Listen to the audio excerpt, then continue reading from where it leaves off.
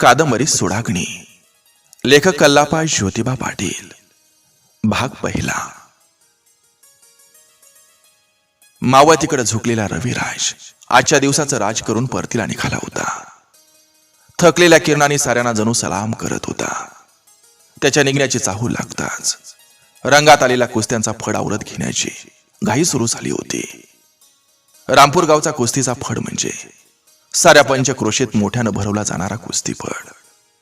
60 वर्षापूर्वीपासून या गावानं फड भरवायला सुरुवात केल्यानं कुस्त्या खेळायला पैलवान आणि कुस्त्या बघायला प्रेक्षक लांब लांबच्या गावाहून यायचे. बक्षिशी मोठी असायची.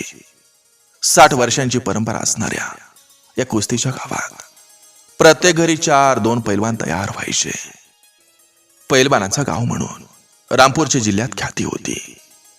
गावात एखाद्याचं घर बांधणं सुरू असेल आणि घराला लागणारं लाकूड सामान काढायचं झाड तोडलेलं असेल तर तो भला मोठा झाडांचा कंडा म्हणजे लाकडाचा मोठा उंडका गाडीत भरताना 10-20 पैलवान एका हाकेवर जमायचे आणि सहजच उचलून तो लाकडाचा कंडा बैलगाडी ठेवायचे.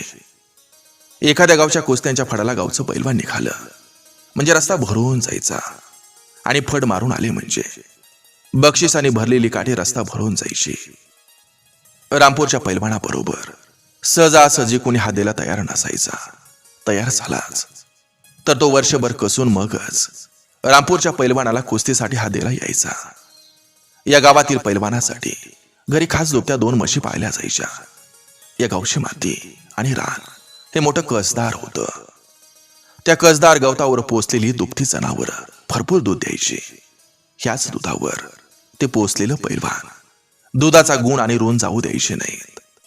ही सारी शेतकऱ्याची पोरं दिवसभर शेतात राबायचे आणि राज्याला गावच्या तालमीत 100-1 पोरं जत्रेवाणी व्यायामाला यायची. गावानं एकीन आणि मोठ्या कष्टानं भली मोठी तालीम बांधली होती. या तालमीत लहान मोठी उचलायला वजनं, गदा, वजनदार फावडं, जातीवंत लाकडाचा मल्लखांब असं बरंच सामान होतं. कुस्ती खेळायला भला मोठा लालबुंद मातीचा आखाडा बांधला होता.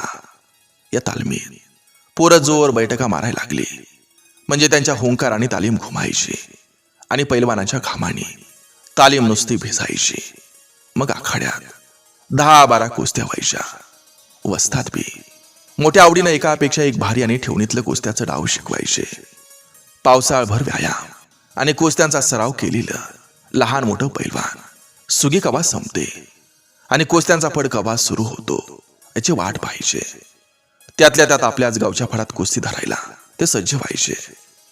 आपल्याच गावचा म्हणजे रामपूरचा कुस्त्यांचा फड आपण यावर्षी गाजवायचा या जिद्दीनं जो तो पैलवान पावसाळभर पसेल तेवढं दूध, खपेल तेवढा खुराक आणि दमोस्तोर व्यायाम करायचा. वस्तादाला नतमस्तक होऊन कुस्तीचं धड घ्यायचा. तालमीतल्या भल्या मोठ्या आरशासमोर कमावलेलं आणि घडवलेलं स्वतःचं बलदंड शरीर बघून त्याला आपलं जीवन सार्थक होतंय असं वाटून तो अभिमानानं आपलं बलदंड आणि पिळदार दंड थोपटायचा. हत्तीच्या पायासारख्या मांडीवर शेडू मारायचा. नदीत पोहताना हत्तीसारखा पाणी उसळायचा आणि वाट पाहायचा ती धुळवडीला गावच्या होणाऱ्या कुस्तीच्या फडायची. त्या कसलेल्या आणि बलदंड शरीर कमावलेल्या पैलवानाला रातच्याला स्वप्नात ती आपण कुस्ती धरली, ती आपण मारली आणि आपल्या तालमीतल्या साऱ्या पोरांनी आपल्याला उचललंय. गावातून गुलालात नाहून मिरवणूक चालली. आपलं बक्षीस आणि आपणाकडे सारीजण बघत्यात असं सपनात बघायचे आणि पेरलेल्या शेतात पावसाची वाट पाहावी. तसंही सारं पैलवान आपल्या गावच्या कुस्तीच्या फडाची दिवसाची वाट पाहायचे. धुळवडीच्या आधी 8-10 दिवस गावात फिरून बक्षिसाला पैसे गोळा केलं जायचं. गावची पोरं मैदान गाजवतात. गावचं नाव होते म्हटल्यावर दानशूर, हौशी माणसं आणि जुनं पैलवान बक्षिसासाठी मोठ्या मनानं आणि खुशीनं पैसे द्यायचे. कुस्त्यांचं आयोजन करणाऱ्या लोकांनी गावात बक्षिसं आणि देणग्यासाठी एक फेरी मारली तरी पुरं व्हायचं. भरपूर पैसा जमायचा आणि दुसऱ्या दिवशी मग बक्षिसं, हलवान, फेट, डाली, भांडी, टॉवेल आणि टोप्या ही खरेदी व्हायची. कुस्त्यांच्या आधी 4 दिवस आखाडा तयार व्हायचा. पावसाळी आणि हिवाळी पिकं काढून नांगरलेल्या मोठ्या वावरात ठरलेल्या जागी कुस्त्यांचा आखाडा तयार व्हायचा. त्यासाठी गावातील 3-4 आवतं मोठ्या हौसेनं आखाडा तयार करायला यायची. तालमीतली पोरं नांगरानं उठलेलं मातीचं ढेकळं फोडायची. साऱ्यांच्या एकीनं कष्टानं आखाडा तयार व्हायचा. पण सहजासहजी काळ्या मातीची ढेकळं बारीक व्हायची नाही. अशी कुस्त्यांची सारी जय तयारी व्हायची. आणि जो तो वाट पाहायचा ती धुळवडीच्या कुस्त्यांच्या फळाची. आज तो धुळवडीचा दिवस उगवला. पूर्वेला उगवणाऱ्या सूर्यानेही नयन मनोहरी रंगाची उधळण केली. डोंगर माथ्यावरूनच धुळवड खेळायची, रंग उधळायची सुरुवात केली. रानपाखरं आटलेल्या ओढ्यात कुठंतरी साठलेल्या पाण्यात ती आपली ताण भागवत धुळवड खेळत होती. आपल्या किलबिलाटानं सुरांची उधळण करत होती. मोहरलेली आंब्या काजूची झाडं सुवास उधळत होती. गावाशेजारून वाहणारी नदी या दिवसात कोरडी झालेली. त्या कोरड्या नदीत पाण्यासाठी ठिकठिकाणी मोठमोठे खड्डे मारले होते. त्या खड्ड्यातील नितळ कास शांत पाण्यानं पहाटे पहाटे तालमीतील सारीच पैलवान रोजच्यासारखे आजही आंघोळ करत होते. पावसाळभर पोहून पोहून व्यायाम करणारे पैलवान या उन्हाळ्याच्या दिवसात खड्ड्यातील पाणी उपसून आंघोळ करायचे. आजही गावातील या पैलवान पोरांनी या नदीत आंघोळ उरकली, घरी गेली. घरी धुळवडीच्या पोळ्यांची जय्यत तयारी सुरू होती. तर देवळासमोर धुळवड खेळणाऱ्या पोरांची झुंबड उडाली होती. धुळवड खेळून माणसं आपापल्या घरी गेली. पोळीचं जेवण उरकून कुस्त्यांचा फड बघायला गावकरी माणसं घराबाहेर पडली. दुपार झाली. डोक्यावरचा सूर्य पश्चिमेकडे झुकला. तसं पैलवान पोरांनी तालमीत आखाड्याची आणि हनुमानाची पूजा केली. बजरंगबली की जय, बजरंगबली की जय. तालीम दुमदुमली. बजरंगाला हात जोडले. वर्षभर कुस्तींचं धड देणाऱ्या वस्तादांच्या चरणावर लोटांगण घालून त्यांचा आशीर्वाद घेतला. इकडं तालमी बाहेर आणलेल्या बक्षिसांची गाठोडी, काट्यांना बांधलेली हलवानं, बक्षिसं ही बघायला गावातली माणसं जमायला लागली. हलगीवाल्यानं हलगी वाजवली. तसा तो आवाज ऐकून घरात असणारी माणसं घराबाहेर आली. बक्षिसं धरलेली पोरं, बक्षिसांची गाठोडी घेतलेली माणसं, त्यांच्या पुढं 50-60 पैलवान पोरं, त्याच्या पुढं गावातली तरुण आणि बारकी पोरं आणि साऱ्यांच्या पुढं हलगीवाला. अशी गावातून मिरवणूक गल्ली गल्लीनं सरकत गावाबाहेरच्या आखाड्याकडे निघाली. गावात उत्साह ओसंडून वाहत होता. साऱ्यांचं पाय आता आखाड्याकडे चाललं होतं. सायंकाळचे 4 वाजत आले. लांब लांबचे पैलवान सकाळपासून गावात दाखल झालेले. जवळच्या गावचे पैलवान दुपारपासून चालत चालत, तर काही सायकलवरून आले होते, तर काही जण येत होते कुस्त्यांचा फड बघायला. फडाकडे रस्त्यानं मुंग्यावाने रेग लागली होती. आखाड्याकडे येणाऱ्या नवख्या आणि देखण्या पैलवानाकडं जो तो अजब नजरेनं बघायचा. तर आखाड्याकडे येणारा प्रत्येक पैलवान आपणही आपल्या वेगळ्या चालीनं आणि नजरेनं रुबाब दाखवत येत होता. गोलाकार काळ्या आखाड्याभोवती प्रेक्षकाने शेत वावर रंगीबेरंगी आणि पांढरं सफेद दिसायला लागलं. हलगीच्या तालावर रामपूरच्या पैलवानासमवेत बक्षिसांच्या काठ्या आणि गाठोडी मिरवत रामपूरकर आखाड्यात दाखल झाले.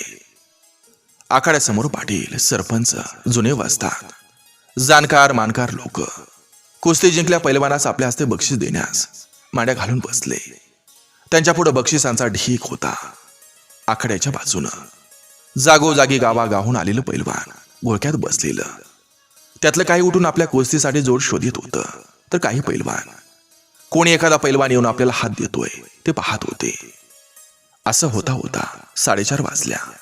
सूर्याची ताप मवाळ झाली. तसं कुस्त्या कवा सुरू होणार म्हणून साऱ्या गावच्या नजरा आखाड्याकडे लागल्या होत्या. आखाड्यात वस्ताद, जुनं पैलवान पंच म्हणून हजर झाले. एवढ्यात एकानं पेशवीवर बटर आखाड्यात विस्कटलं. तसं बारकी पोरं बटर घ्यायला मला तुला करत होती. उडवलेलं बटर पडल्या पडल्या उचलत होती. बटरांच्या आशेनं या पोराने आखाड्यातील ढेकळांची माती केली. त्यानंतर शाळकरी वयाची लहान पैलवान कुस्तीसाठी आखाड्यात आपली जोड आपणच लावून कुस्ती धरायला लागली. या बारक्या पोरांची कुस्ती प्रेक्षक मोठ्या कौतुकानं आणि गमतीनं पाहत होती. या बारक्या पोरांची एखादी कुस्ती सुरू होण्यापूर्वी तीच पोरं वस्तादाचं शर्ट ओढत म्हणायची, ओ वस्ताद, अहो आमची बी कुस्ती बघा की. मग हसत हसत त्या पोरांच्या पाठीवर थाप मारत वस्ताद बी, हे धरा रे पोरानो, धरा धरा कुस्ती, असं म्हणत प्रोत्साहन द्यायचे. कुस्ती मारून आलेल्या त्या बारक्या पैलवानाला आणि कुस्तीत पडलेल्या पैलवानालाही त्याच्या घरचे आपल्या आपल्या पोराचं कौतुक त्या गर्दीतही मोठ्या आवडीनं करायचे. तर गर्दीत बसलेल्या एखाद्या पोराला बाकीचे लोक चिडवत म्हणायचे, अरे पोरा, अरे जागे धर जा कुस्ती, अरे घरातच तेवढं मस्ती करतो वे र, जा धर. अशा गमती जमती करत बघता बघता मध्यम पैलवानांच्या कुस्त्या सुरू व्हायच्या. ह्या गावचा पैलवान, त्या गावचा पैलवान म्हणून दोन्ही पैलवानांची नावं आणि गावं मोठ्यानं पुकारली जायची. प्रेक्षक बी मोठ्या आवडीनं कोणत्या गावचे पैलवान हे त्यांच्या चड्ड्यांच्या रंगावरून, शरीर यष्टीवरून, रंगावरून आणि उंचीवरून लक्षात ठेवायचे आणि नजरा रोखून त्या पैलवानाची कुस्ती बघायचे. लागलेली कुस्ती निकालात निघाली की जिंकलेला पैलवान एका पायावर उडी मारायचा. एक हात वर करत करत वस्तादाचं नाव घेऊन, हाय रे वस्तादचा पठ्ठा असं म्हणत पंचांच्या पाया पडायचा. सर्वांना अभिवादन करायचा. प्रेक्षकातील ओळखीच्यांना, हात पुढं करणाऱ्यांना हस्तांदोलन करायचा. कोणी पैसा देतील त्यांचं पैसा स्वीकारायचा. कुणाच्या पाया पडत आनंद व्यक्त करता करता कुस्ती जिंकल्याचं बक्षीस देणाऱ्या साऱ्या पंचांच्या पाया पडायचा. बक्षीस स्वीकारत मिळालेलं बक्षीस उंचावून दाखवत आपल्या गावचं, आपलं पैलवान जिथं असतील तिथं जायचा. दोस्तांना आलिंगन द्यायचा. त्यावेळी त्याच्या गावची सारी पोरं त्या विजयी पैलवानाला अक्षरशः खांद्यावर नव्हे तर डोक्यावर घेत असत. तो ज्यावेळी विजय होऊन आखाड्याभोवती प्रेक्षकांना अभिवादन करत फिरत होता, त्यावेळी हलगीवालाही हलगी वाजून त्याचा आनंद द्विगुणित करायचा. असं होता होता सूर्य मावळ तिकडे पूर्ण कल्लेला असायचा. सायंकाळचे 5 वाजून जायचे आणि मोठ्या मोठ्या पैलवानांच्या कुस्त्यांना सुरुवात व्हायची. कड्याखालच्या पैलवानांच्या कुस्त्यांना सुरुवात व्हायची. एक एक हत्ती सारखे तगडे, वाघासारखे चपळ पैलवान, दररोजच्या दुधानं पोचलेले, खुराक तूप खाल्लेले, घामाच्या धारा वाहेपर्यंत सकाळ संध्याकाळ उन्हाळ पावसाळ व्यायाम केलेले, एकापेक्षा एक ठेवणीतले डाव वस्तादाकडे शिकलेले, मॉलिश केलेले, पिळदार आणि बलदंड शरीर पॉलिश केल्या खांबावणी दिसणारे, साऱ्या प्रेक्षकांचं लक्ष वेधून घेणारे, एकापेक्षा एक लांब लांब गावाहून आलेलं पैलवान, अनेक मैदान आखाडं गाजवलेलं पैलवान, आपल्या शट्टू आणि दंड थोपटण्यानं लोकांचं लक्ष खेचणारे पैलवान आज या रामपूर गावच्या कुस्ती फळाला हजर होते. या बड्या पैलवानांच्या कुस्त्या कवा एकदा सुरू होतात असं लोकांना झालेलं. मोठ्या कुस्त्यांना सुरुवात झाली. तापवलेली हलगी खणखणाय लागली. प्रेक्षकांचा जल्लोष सुरू झाला. पैलवानांच्या झुंजी टकरा सुरू झाल्या. एक एक कुस्ती निकाली होत होती. पंचांच्या हस्ते बक्षिसं दिली जात होती. मावळतीला एक रंग आणि मैदानाला एक वेगळाच रंग चढला होता. काही कुस्त्या निकाली लागता लागत नव्हत्या. त्या पैलवानांची चिकाटी पाहून प्रेक्षक त्या काट्याच्या टकरीचं कौतुक करायचे आणि अखेर कुस्ती सुटायची आणि प्रेक्षकही कुस्ती पाहताना रोखलेला श्वास सोडायचे. आता सूर्य टेकडा अडवायला काहीच अवधी राहिला होता.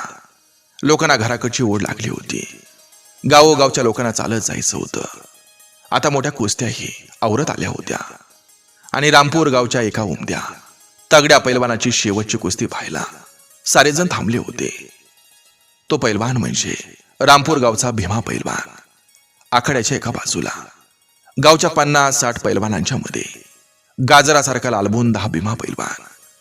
वर्षभर व्यायामानं कमावलेल्या पोलादासारख्या पिळधार आणि बलदंड शरीरावर मावळतीची सूर्य किरण त्या शरीर साधनीला एक झाळी देत होते.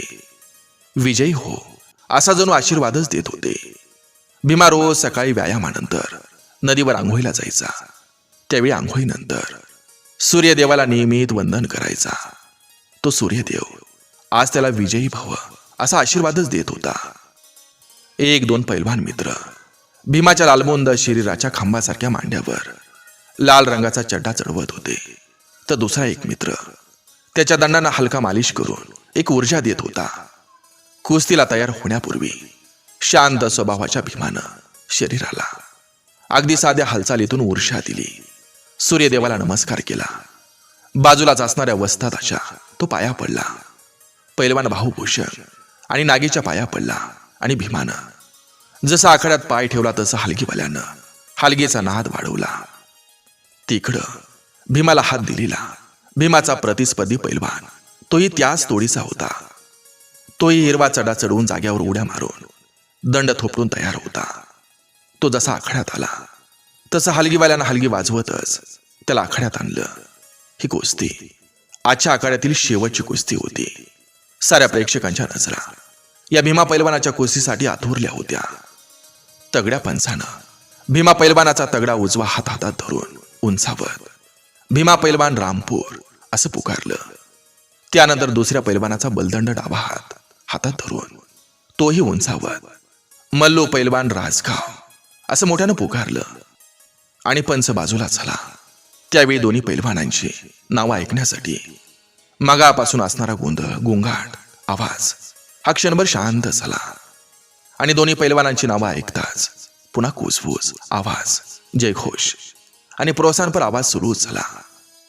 दोघा पैलवानांचे एकमेकांच्या हाताला हात लागले, डोक्याला डोकी लागली. एखादा हात सुटून मानेवर जायला लागला. दोघांचे पाय ताणायला लागले. दोघे एकमेकांच्या ताकदीचा अंदाज घ्यायला लागले. दोघांची पेदार शरीर हळूहळू तापायला लागली. हालचालींना वेग यायला लागला. दोन वाघांची जणू झुंज सुरू झाली. त्या शरीराला शरीर भिडायला लागली. पंचांची नजर त्यांच्या प्रत्येक हालचालीवर खिळून होती. दोघंही तुल्यबळ होते.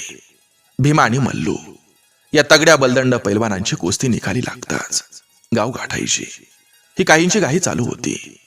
मगापासून बसलेलं प्रेक्षक उभे राहिले होते. विजयी जिंकलेल्या पैलवानाला अभिवादन कौतुक करायला ते उभे होते. ही कुस्ती आता जवळजवळ 5 मिनिटं झाली सुरू होती. एकदा भीमा खाली गेला तर एकदा मल्लूही खाली गेला. दोघं पुन्हा एकमेकाला भिडले. घामाघूम झालेल्या दोघांच्या शरीरावर मातीचा नुसता चिखल झाला होता. तसं पंचाने त्यांच्या एकमेकांच्या अंगावर माती टाकायला सांगितली आणि पुन्हा कुस्तीला सुरुवात झाली. बघता बघता एक झटापट झाली. शरीराला शरीर भिडली. रेटारेटी सुरू झाली. शरीर पुन्हा तापली. डाव प्रतिडाव सुरूच होते. दोघेही कमावलेली ताकद पणाला लावत होते. आव असून साऱ्यांच्या नजरा त्यांच्यावर खेळल्या होत्या. पंचांचं ध्यान त्यांच्यावर एकवटलं. सारेजण श्वास रोखून कुस्ती पाहत होते.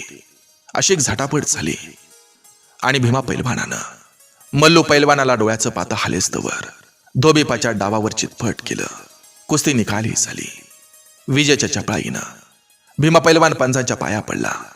हात उंचावत एका पायावर उडी मारून भुजंग वस्तादाचा पट्टा असं म्हणत बाहुभूषण आणि बाहुनागेच्या पाया पडला. तोपर्यंत आखाड्यात गावातली साऱ्याच पैलवानांनी भीमाकडे धाव घेतली आणि भीमाला खांद्यावर घेत सारीकडं भीमाच्या नावाचा जल्लोष झाला. हलगी वाजायला लागली. रामपूरवाल्यांना आज आनंद झाला. आनंदी आनंद झाला. भीमाचा विजय पाहून सूर्यदेवानं भीमाला आशीर्वाद देत खुशीनाथचा निरोप घेतला.